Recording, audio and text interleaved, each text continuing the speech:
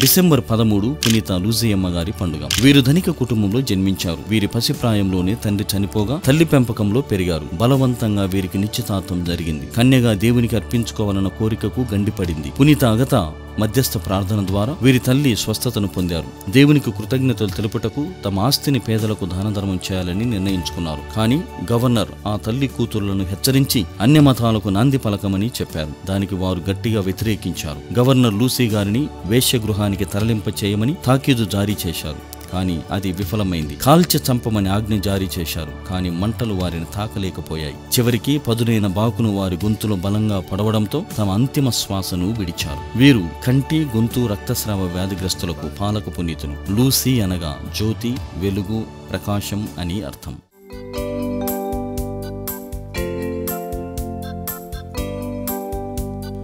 పునీత లూసియమ్మ గారు